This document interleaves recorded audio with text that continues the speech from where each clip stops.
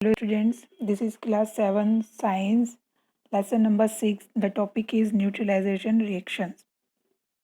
Neutralise ये होता क्या है कि जब भी जैसे आपने एसिड और बेस के बारे में सुना ही होगा, acid make up A class of compound. Acid ऐसे कंपाउंड्स बनाते हैं जिनका टेस्ट क्या होता है, सोर, खट्टा होता है। ये खाने में टेस्ट करो तो एसिड जितने भी फ्रूट्स हैं, सिट्रिक एसिड्स, और वो खट्टा टेस्ट होता है ना, खट्टे वाले फ्रूट्स, तो उनमें क्या होता है, एसिड होता है। और जैसे कि ये सर्टेन इंडिकेटर के साथ जब भी इनका कोई भी केमिकल रिएक्शन होती है तो इंडिकेटर्स के साथ ये क्या प्रोड्यूस करते हैं, positive hydrogen ion when dissolve in water. जब पानी में ये डिजोल्व हो जाते हैं तो ये पॉजिटिव हाइड्रोजन प्रोड्यूस करते हैं। और जैसे कि indicators are certain compounds they show a definite color change when they are mixed with an acid. Litmus paper and phenolphthalein are two common indicators कि एसिड की जब भी कोई केमिकल रिएक्शन होती है तो इंडिकेटर्स उसमें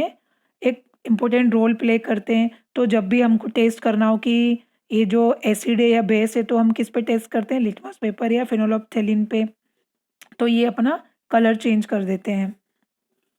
on the other hand there is another class of compounds called base. कि बेस क्या होते हैं, ये द टेस्ट बीटर, इनका जो टेस्ट होता है ना, बीटर होता है, यानी कि कड़वा टेस्ट होता है। जैसे कि हमारे घरों में क्या क्या है, मिल्क ऑफ मैग्नीशिया, यानी जैसे चूना या फिर सोप, ये साबुन, ये सब टेस्ट इनका क्या होता है, खारा होता है, कड़वा टाइप होता है। इनको अगर हम टेस्ट करें तो ये होते हैं बेस। और जब इनकी केमिकल रिएक्शन होती है तो क्या होते हैं, ये भी सर्टेन इंडिकेटर्स के साथ क्या प्रोड्यूस करते हैं, negative hydroxide ions when dissolve in water. Acid क्या बनाते हैं, पॉजिटिव हाइड्रोजन आयंस, और ये बेस क्या बनाते हैं, negative hydroxide ions when dissolve in water. अब क्या होता है कि जब acid and base are considered chemical opposites, जब एसिड और बेस की एक साथ रिएक्शन होती है ना, तो अब ये क्या बनाते हैं, जब भी तो केमिकल रिएक्शन हुई तो क्या बना, इनके रिएक्शन से बनता है सॉल्ट और वाटर। ठीक है, जब भी कोई ऐसी क्रिया हो रही है जिसमें एसिड और बेस के रिएक्शन हो रहा है, तो उस केमिकल रिएक्शन में जब सब्सटेंस रेडी हो रहे हैं तो वो उसमें पानी और क्या बनता है, सॉल्ट। तो ये वाली जो और ना तो ये एसिड रहेगा ना तो ये बेस रहेगा, क्योंकि एसिड और बेस मिलकर क्या बना रहा है, सॉल्ट एंड वाटर। तो जो नया सब्सटेंस रेडी हुआ ना तो वो एसिड है ना तो वो बेस है, तो इसको हम क्या कहते हैं, न्यूट्रल। और इस सारी पूरी प्रोसीजर को हम क्या कहा जाता है, न्यूट्रलाइजेशन रिएक्शन। तो यही एक a neutralisation reaction always produce water and salt. ठीक है, ये हमेशा पानी और सॉल्ट प्रोड्यूस करती है इस रिएक्शन में। तो अब हम आप इसको और देखें, और ये काय का एग्जांपल है, a neutralise reaction is double replacement reaction and a very important one indeed, कि ये डबल रिप्लेसमेंट रिएक्शन भी है। आप ये फॉर्मूला भी देखें और इसे पढ़ें। अब हम ले रहे हैं सेपरेशन ऑफ सब्सटेंस, की सब्सटेंस को कैसे सेपरेट किया जाता है। कि पहले की क्लासेस में जैसे 6th में आपने इसको डिटेल में पढ़ा है, सेपरेशन ऑफ सब्सटेंस की उनकी क्या क्या क्रियाएं होती हैं, कैसे मेथड से इनको अलग किया जाता है।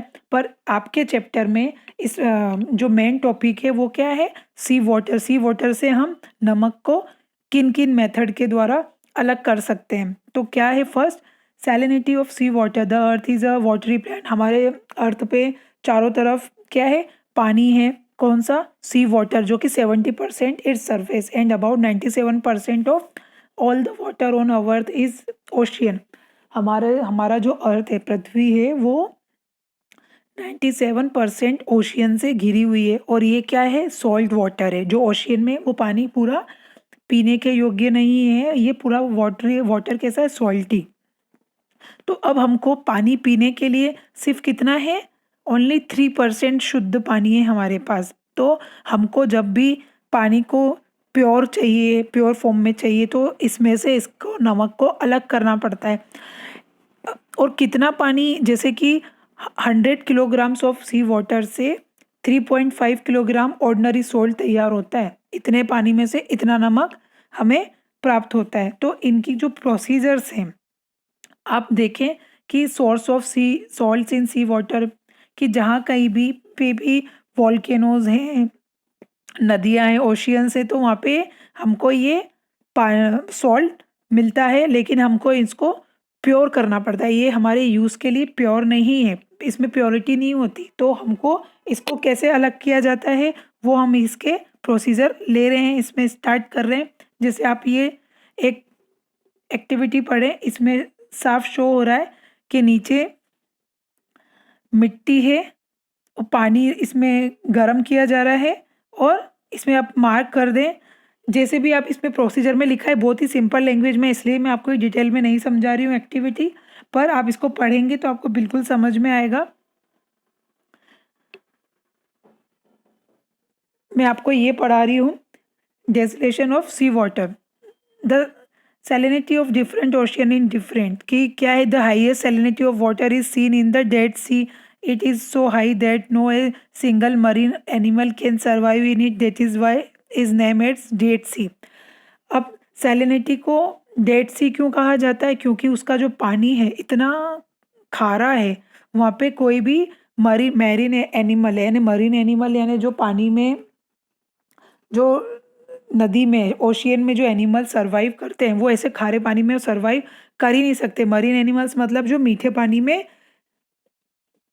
रहते हैं एनिमल्स, तो वो इसमें डेड हो जाएंगे, इसलिए इसको डेड सी भी कहा जाता है इसका पानी, क्योंकि इतना खारा होता है। डेसिलेशन ऑफ सी वाटर को हम कैसे प्योर करेंगे इन प्रोसीजर्स के थ्रू, कि हम देखें desalination of sea water is not difficult but it is expensive. ये कैसे है? ये टफ नहीं है, बट ये क्या है, बहुत ही एक्सपेंसिव है। The first large desalination plant was build in Kuwait में वो स्टार्ट हुआ था ये प्लांट 1949 में। One plant near Tijuana near Mexico has a daily capacity of about 1,65,000 litre. एक दिन में ये इतना कर लेते हैं। Desalination on small scale of for domestic use is not practical and economical viable though possible. However the following two methods can be desalinate the sea water. इसका first है डिस्टिलेशन। हम पानी को कैसे प्योर करते हैं, नमक और पानी को कैसे अलग करते हैं। तो we can use the method of distillation to get pure water from sea water. ठीक है, समुद्र के पानी से हम पानी को कैसे प्योर प्राप्त करेंगे। तो ये जो मेथड है इसमें क्या होगा, एक यहाँ पे आपको ये इस एक्टिविटी में एक डायग्राम आप देखें। एक बीकर है जिसमें ना सी वाटर ले लिया, उसको हमने हीट किया, और यहाँ पे एक डिस्टिलिंग फ्लास्क लगा हुआ है, उसकी सहायता से ये क्या हो रहा है, यहाँ पे एक फ्लास्क लगा हुआ है। आप इस एक्टिविटी को भी डिटेल में पढ़ेंगे तो आपको समझ में आएगा। और यहाँ राइट साइड में एक कंडेंसर लगा हुआ है। जब भी सी वाटर को गर्म किया जा रहा है तो वो पानी उबल रहा है और इसमें वेपर्स निकल रही हैं, तो वो वेपर्स ऊपर उठ के कंडेंसर में जा रही है। तो कंडेंसर वेपर्स उड़ी तो वो तो गैस फॉर्म में उड़ी, तो वो कंडेंसर क्या करता है, कंडेंसर गैस को लिक्विड में चेंज कर देता है, और वहाँ पे वो गरम जो हवा होती है, जो भाप होती है, वो ठंडी भी कर देते हैं कंडेंसर, और वेपर्स को लिक्विड में चेंज भी करते हैं। और इसमें जो नीचे कलेक्ट होता है डिस्टिल्ड वाटर हमें प्राप्त होता है, वो शुद्ध पानी होता है। क्योंकि क्या हुआ, और जो इम्प्योरिटी रहती है सॉल्ट की, और वो खारा पानी जो प्योर था वो तो वाष्प बन के यहाँ पे उड़ के आ गया, और कंडेंसर ने यहाँ पे इसको कलेक्ट कर लिया, और जो नमक रह गया वो कहाँ पे, इस फ्लास्क में नीचे ही रह गया। तो इस तरीके से एक तो ये मेथड है जिससे सी वाटर से प्योर वाटर हम प्राप्त कर सकते हैं। नेक्स्ट है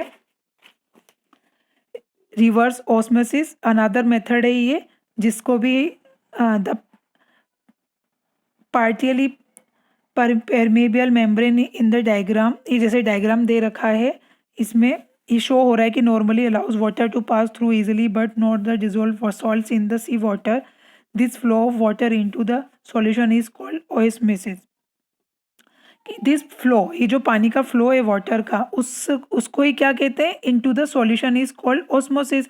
व्हेन ए हाई प्रेशर, जब भी यहाँ पे हाई प्रेशर दे दिया जाता है, व्हेन ए हाई प्रेशर कितना, अबाउट 26 टाइम्स, यानी 26 टाइम ज़्यादा जो एटमॉस्फेयर का जो प्रेशर है, यहाँ पे ज़्यादा मात्रा में प्रेशर दिया जाता है जहाँ पे सी वाटर होता है ना उस तरफ, ताकि क्या हो कि जो पानी की जो लहरें होती हैं वो रिवर्स साइड में बहने लगे, जिस तरीके से जैसे समुद्र है, समुद्र की लहरें इस तरफ आ रही हैं लेफ्ट में, तो इतनी ज़ोर से प्रेशर दिया जाता है कि वो अपोजिट डायरेक्शन में चली जाए, और जो प्योर वाटर होता है वो इस तरफ हो जाता है, और सॉल्ट वाला वाटर एक तरफ हो जाता है, इसमें ज़्यादा प्रेशर दिया जाता है, तो ये रिवर्स हो जाता है पानी, इसलिए इसको रिवर्स ऑस्मोसिस कहा जाता है। This process called reverse osmosis allows fresh water to be obtain from sea water. अब नेक्स्ट टॉपिक है क्रिस्टल या क्रिस्टलाइजेशन।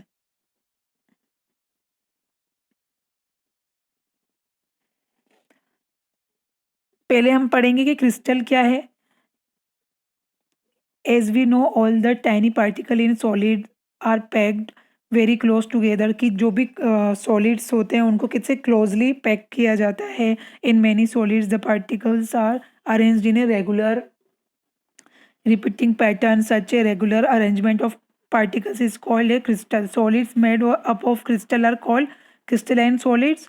कॉमन टेबल जो सॉल्ट होता है वो भी एक एग्जांपल है क्रिस्टलाइन सॉलिड्स का, वो भी छोटे छोटे छोटे दाने होते हैं ना, तो उसको क्रिस्टलाइन सॉलिड कहा जाता है। Snowflakes are crystal of water in the solid phase, कि जो स्नोफ्लेक्स ऊपर से गिरती है तो वो भी क्या है, crystals of water in the solid phase.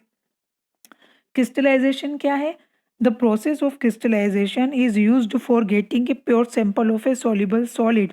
Soluble solid में से एक सॉल्यूशन है जिसमें से हमको एक प्योर सैंपल चाहिए, ठीक है। तो फ्रॉम द सॉल्यूशन, सॉल्यूशन एक जो घोल है, मान लीजिए मिक्स किया हुआ एक घोल है, उसमें हमको क्या चाहिए, सॉल्युबल सॉलिड हमको प्राप्त करना है। तो वो कौन से फॉर्म में आएगा, क्रिस्टल के फॉर्म में।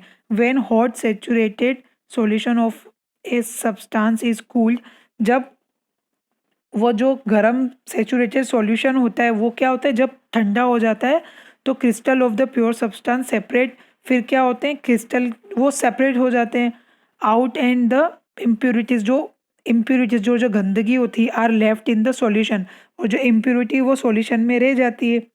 This process is called crystallisation.